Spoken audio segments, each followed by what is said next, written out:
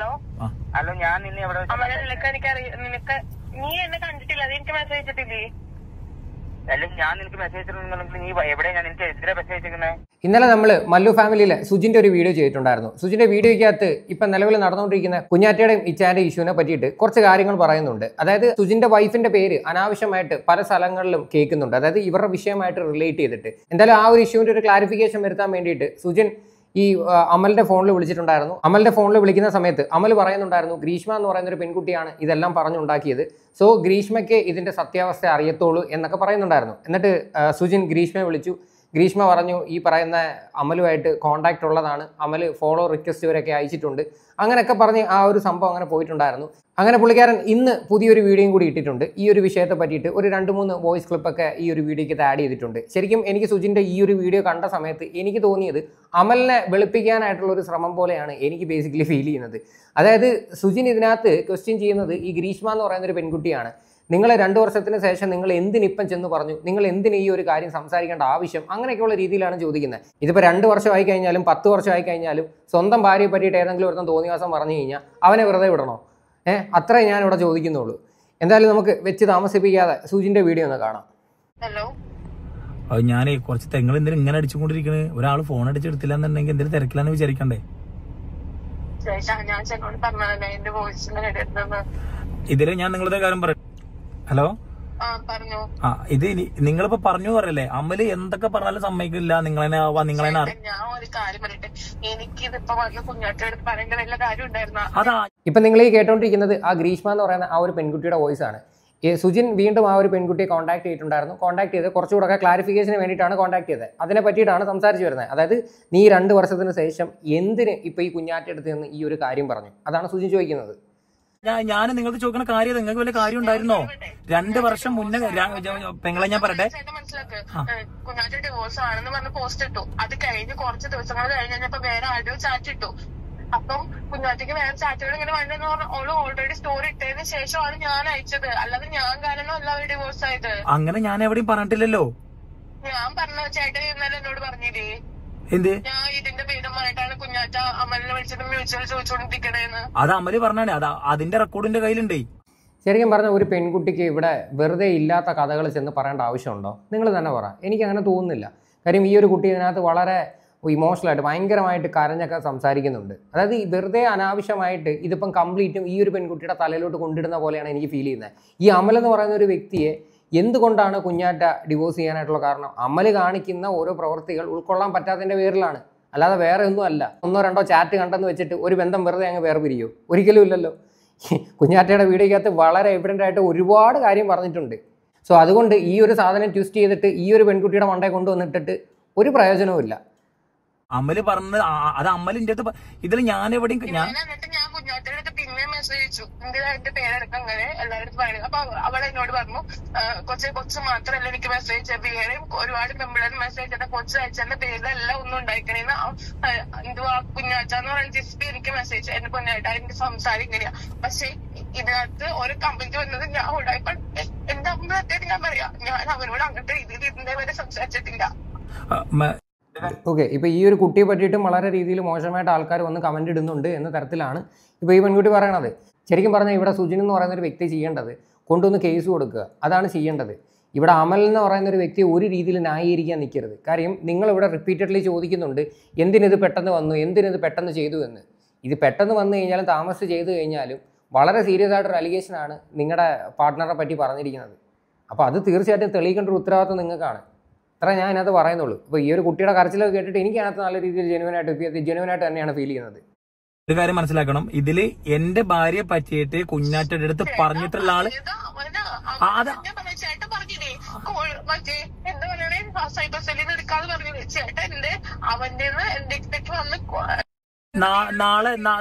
നാളെ വന്ന് എനിക്ക് കാണാൻ പറ്റും നിങ്ങളെ. ശരിക്കും ചെയ്യേണ്ടത് ഒരു പോലീസ് സ്റ്റേഷനിൽ ചെന്ന് കംപ്ലയിൻറ്റ് കൊടുത്തിട്ട് ആ ഫോൺ പോലീസുകാരുടെ കയ്യിൽ കൊടുത്തു കഴിഞ്ഞാൽ തീർച്ചയായിട്ടും അത് റിട്രീവ് ചെയ്ത് എടുക്കാൻ പറ്റും. ഡിലീറ്റ് ചെയ്തതായാലും പഴക്കം ചെന്ന് കഴിഞ്ഞാലും അങ്ങനെ ഒരു കോളോ അങ്ങനെ ഒരു കോളിൻ്റെ ഹിസ്റ്ററിയോ അല്ലെങ്കിൽ അങ്ങനെ ഒരു ചാറ്റോ ഉണ്ടെങ്കിൽ തീർച്ചയായിട്ടും പോലീസുകാർ കണ്ടുപിടിക്കാം. അല്ലാതെ ചുമ്മാതെ ഈ ഒരു വിഷയം പറഞ്ഞിട്ട് അങ്ങോട്ടും ഇങ്ങോട്ടും വിളിച്ചിട്ട് യാതൊരു പറയാനുമില്ല. അമലിനെ സംബന്ധിച്ച് അവ ഒരു കാരണവശാലും ഇത് ഏൽക്കാൻ പോകുന്നില്ല. അമൽ ഇത്രയും വിഷയങ്ങളൊക്കെ നടന്നിട്ട് അമൽ കാണിച്ച പരിപാടി എന്തോ? അമൽ ഈ പറയുന്ന രീതിയിൽ ഭീഷണിപ്പെടുത്തുന്ന രീതിയിൽ കുഞ്ഞാറ്റയ്ക്കെതിരെ വീഡിയോ ഇട്ടിട്ടുണ്ടായിരുന്നു.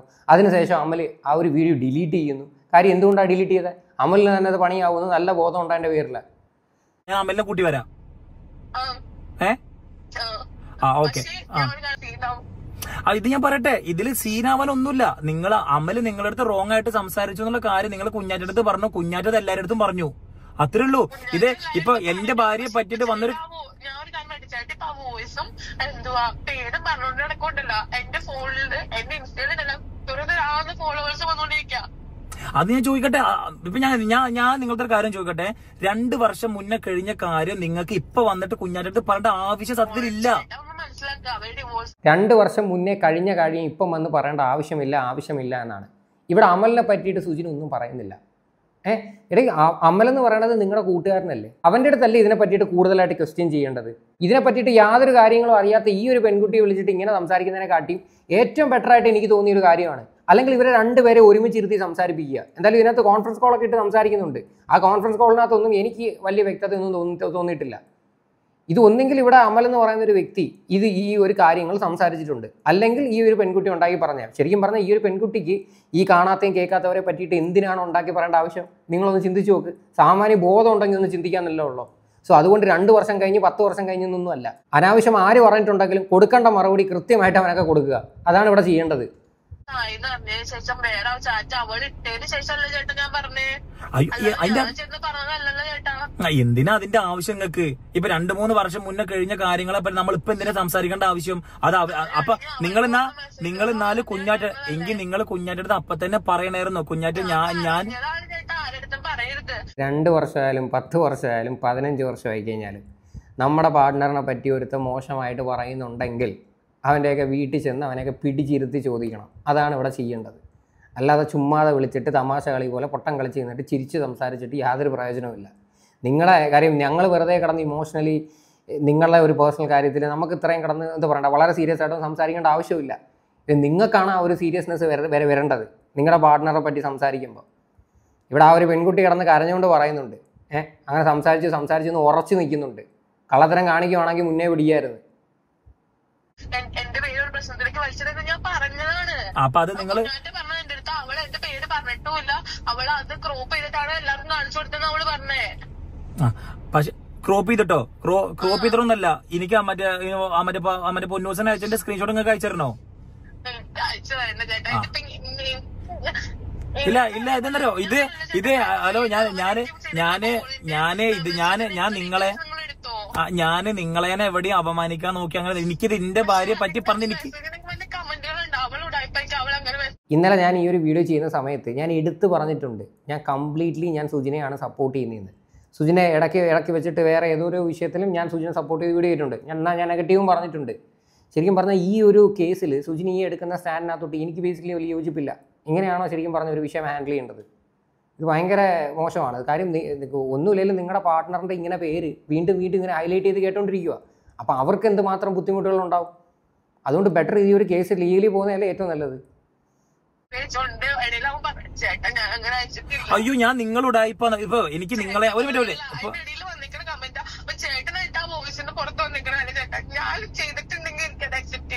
ഓക്കെ. അപ്പൊ ഞാൻ പറയട്ടെ, ഇതേപോലെ തന്നെ അമൽ എന്റെ ഒരു ഫ്രണ്ട് ആയിട്ട് ഇരിക്കുന്ന ആളാണ്. ഇപ്പൊ തെറ്റ് കാട്ടിയിട്ടില്ല. ഞാൻ പറഞ്ഞ ഞാനിപ്പോ ഇങ്ങനത്തെ കാര്യം പറയണേ, അമൽ എന്റെ ഭാര്യയെ പറ്റി അവരുമില്ലേ അമല് ഒരു അതന്നെ. അപ്പൊ ഞാൻ പറഞ്ഞേ, ഇതില് ഞാൻ പറഞ്ഞേ, ഞാൻ അമലിനെയും കൂട്ടിയിട്ട് ഒരു വട്ടം നിങ്ങളെ കാണാൻ വേണ്ടിട്ട് വരാം. അത് വന്നിട്ട് അമലത് സമ്മതിക്കണില്ല എന്നുണ്ടെങ്കിൽ ഞാൻ ഡയറക്റ്റ് കേസ് കൊടുക്കാം. കേസ് കൊടുക്കുമ്പോ ഫോണിൽ കൂടെ സമ്മതിക്കാത്തടുത്ത് നേരിട്ട് വന്ന് സമ്മതിക്കുമെന്ന് തോന്നുന്നുണ്ടോ? ഒരിക്കലുമില്ല. അതൊക്കെ തോന്നൽ മാത്രമാണ്. അമലിന്റെ വീഡിയോസിനകത്ത് തന്നെ അമലിന്റെ സ്വഭാവം ഏകദേശം മനസ്സിലാക്കാൻ പറ്റും. നേരിട്ട് സംസാരിക്കുമ്പോൾ അവ ഇതിലും വലിയ കഥ ഇറക്കിയിട്ട് അവൻ നൈസായിട്ട് സ്കൂട്ടാവും. അതായിരിക്കും നടക്കാൻ പോകുന്നത്. എന്തായാലും അമലിനെയും ഗ്രീഷ്മയും കൂടെ കോൺഫറൻസ് ഇടുന്നൊരു കോൾ റെക്കോർഡ് കൂടി ഉണ്ട്, അതുകൂടി കേൾക്കാം. ഹലോ ഞാൻ നിന്നെ എവിടെ നീ എന്നെ കണ്ടിട്ടില്ല, എനിക്ക് മെസ്സേജ് അയച്ചിട്ടില്ലേ? അല്ലെങ്കിൽ ഞാൻ നിനക്ക് മെസ്സേജ് അയച്ചിട്ടുണ്ടെങ്കിൽ നീ എവിടെയാ? ഞാൻ നിനക്ക് എത്ര മെസ്സേജ് അയച്ചിരിക്കുന്നത്? ഇൻസ്റ്റയിലും ടെലിഗ്രാമിലും വാട്സപ്പിലും ഞാൻ അയച്ചിട്ടുണ്ടോ? അയച്ചിട്ടുണ്ട്. നീ മറന്നുപോയോ? അങ്ങനെയൊക്കെ മെസ്സേജ് അയച്ചിട്ടുണ്ടെങ്കിൽ തീർച്ചയായിട്ടും ഇവർ രണ്ടുപേരും നല്ല രീതിയിലുള്ള കമ്പനി ആയിരിക്കും. മീൻസ് നല്ല ഫ്രണ്ട്സ് ആയിരുന്നുണ്ടായിരിക്കാം. അല്ലാതെ ഒരാളുടെ വാട്സാപ്പിലും ടെലിഗ്രാമിലും ഇൻസ്റ്റയിലൊക്കെ ഇങ്ങനെ കണ്ടിന്യൂസ്ലി മെസ്സേജ് അയച്ച് അങ്ങോട്ടും ഇങ്ങോട്ടും സംസാരിക്കേണ്ട ആവശ്യമില്ല, അല്ലേ? ഞാൻ മറന്നുപോയതല്ല കുട്ടി. ഞാൻ ഒരു കാര്യം പറയട്ടെ, ഞാൻ ഇയാൾക്ക് മെസ്സേജ് അയച്ചിട്ടുണ്ടെങ്കിൽ ഇയാളുടെ കയ്യിൽ തെളിവ്, ഇപ്പം ഞാൻ ഒരു കാര്യം പറയട്ടെ, ഞാൻ ഇയാൾക്ക് മെസ്സേജ് അയച്ചിട്ടുണ്ടെങ്കിൽ ഞാൻ അയച്ച മെസ്സേജിന്റെ കാര്യങ്ങളോ തെളിവ് ഇയാളുടെ കയ്യിൽ ഉണ്ടാവുമല്ലോ. മെസ്സേജ് അയച്ചതിന്റെ കാര്യങ്ങൾ തെളിവുകളൊന്നുമില്ല. നിന്ന് ഞാൻ എന്തുവാ വാട്സപ്പിൽ ബ്ലോക്ക് ആക്കിയിട്ട് എന്റെ ഒരു തെളിവുണ്ട്. അല്ലാതെ സ്റ്റാറ്റസിൽ ഇത് സംഭവം എന്ന് പറഞ്ഞു കഴിഞ്ഞാൽ അമലിന് മനസ്സിലായി ഈ ഒരു പെൺകുട്ടിയുടെ കയ്യിൽ ഒരു തെളിവുമില്ലെന്ന്. കാര്യം 3-4 വർഷത്തിന് മുന്നേ നടന്ന കേസാണ്. സോ അതുകൊണ്ട് വലിയ തെളിവും കാര്യങ്ങളും ഒന്നുമില്ല. ഇനി ഇതിനകത്ത് വേറൊരു ട്വിസ്റ്റ് ഞാൻ പറഞ്ഞുതരാം. ഈ ഒരു പെൺകുട്ടി എനിക്ക് തോന്നുന്നു ആ ഒരു സമയത്ത് അങ്ങോട്ട് മൈനർ ആയിരുന്നു എന്നാണ് എനിക്ക് കിട്ടിയൊരു അറിവ്. അങ്ങനെ ഉണ്ടെങ്കിൽ ഇവൻ ഇത്രയും തോന്നിവാസമൊക്കെ ആ ഒരു പെൺകുട്ടിയുടെ പറഞ്ഞെങ്കിൽ ഇവൻ്റെ പേരിൽ കേസ് എടുക്കാനുള്ള എല്ലാ രീതിയിലുള്ള വകുപ്പുണ്ട്. കാര്യം ഇത് വളരെ സീരിയസ് ആയിട്ടുള്ള ഒരു കാര്യമാണ്. കാര്യം കാര്യം മൈനറായിട്ടിരിക്കുന്ന ഒരു കുട്ടിയെടുത്ത് മോശമായിട്ടുള്ള രീതിയിൽ സംസാരിച്ചിട്ടുണ്ടെങ്കിൽ നിങ്ങൾ തന്നെ ഒന്ന് ആലോചിച്ച് നോക്ക്. ആ ഒരു കേസ് ഏത് ലെവലിൽ പോകുന്നു? പോക്സോ കേസ് തന്നെ വരും, വേറെ സംശയമൊന്നുമില്ല.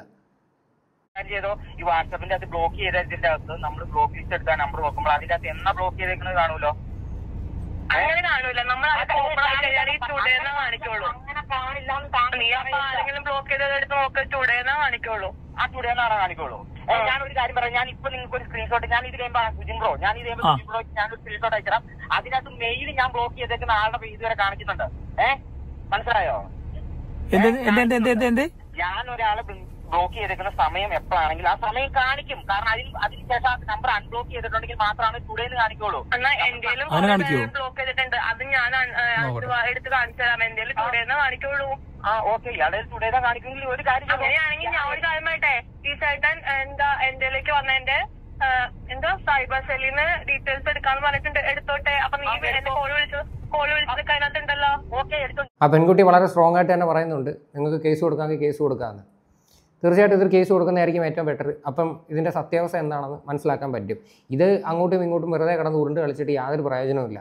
പക്ഷേ നിങ്ങൾ ഇവിടെ നിന്ന് ആലോചിച്ച് നോക്ക്, കുഞ്ഞാറ്റയുടെ വീഡിയോയ്ക്കകത്ത് കുഞ്ഞാറ്റ എന്തായിരുന്നു പറഞ്ഞിട്ടുണ്ടായിരുന്നത് ഈ ഒരു വ്യക്തിയെ പറ്റി?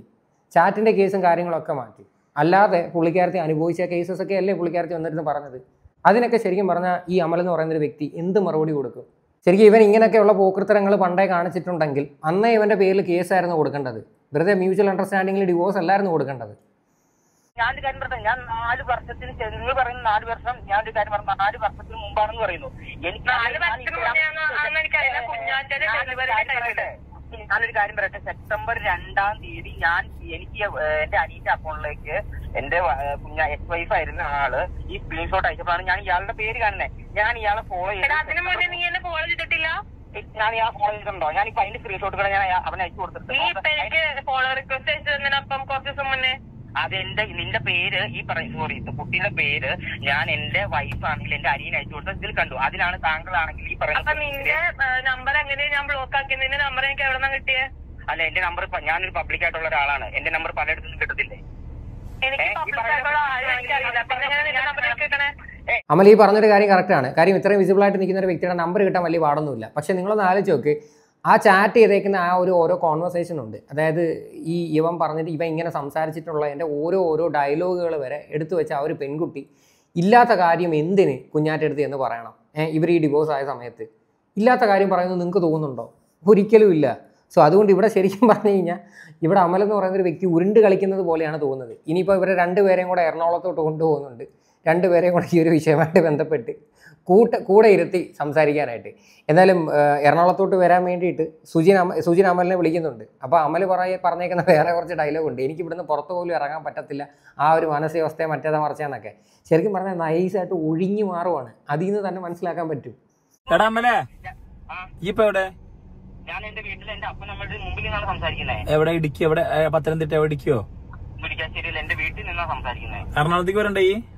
ഞാൻ എറണാകുളത്തേക്ക് വന്നു കഴിഞ്ഞാൽ എന്റെ പൊന്നു ബ്രോ, ഞാൻ ഓൾറെഡി ഉണ്ടല്ലോ നിരത്തി നിൽക്കാൻ വരും. ഈ ഒരു അലിഗേഷൻ പറഞ്ഞത് എനിക്ക് HIV ആണ്, എനിക്ക് AIDS ആണ്, അതാണ് ഇതാണ് കോപ്പാണെന്ന് പറഞ്ഞ് എനിക്ക് പുറത്തേക്ക് പോലും ഇറങ്ങാൻ പറ്റാത്ത സിറ്റുവേഷനാണ്. ഞാൻ ഇനി എറണാകുളത്തേക്ക് വന്നിട്ടോ. ഞാൻ വിളിക്കാം. ഈ ഒരു വോയിസ് കേട്ടപ്പോൾ നിങ്ങൾക്ക് എന്താ തോന്നുന്നത്? അതായത് അവന് പുറത്തു പോലും ഇറങ്ങാൻ പറ്റാത്ത സിറ്റുവേഷനാണ്. അവന് വേറെ കുറേ അസുഖങ്ങളുണ്ട്, കാര്യങ്ങളുണ്ട്. അതിൻ്റെയൊക്കെ പേരിൽ അവന് പുറത്തു പോലും ഇറങ്ങാൻ പറ്റാത്ത രീതിയിലുള്ള അവസ്ഥയാണ്. ഇത്രയും സീരിയസ് ആയിട്ടുള്ള വിഷയം ഇവിടെ നടക്കുന്ന സമയത്ത് അത് ക്ലിയർ ചെയ്യുക എന്നുള്ളൊരു ഉത്തരവാദിത്തം ഈ അമൽ എന്ന് പറയുന്നൊരു വ്യക്തിക്കില്ലേ? അവൻ ശരിക്കും പറഞ്ഞ ഈ ഒരു വിഷയത്തിൽ എന്തായിരുന്നു ചെയ്യേണ്ടത്? അവൻ ഈ പറയുന്ന സുജിൻ്റെ അവൻ ശരിക്കും പറഞ്ഞ സുജിൻ്റെ അടുത്ത് അങ്ങോട്ടാണ് റിക്വസ്റ്റ് ചെയ്യേണ്ടത്. എടാ ഞാൻ നിന്നെ നേരിട്ട് കാണാം, എന്നിട്ട് ആ ഒരു പെൺകുട്ടിയെ പോയി നമുക്ക് നേരിട്ട് കണ്ട് സംസാരിക്കാമെന്ന്.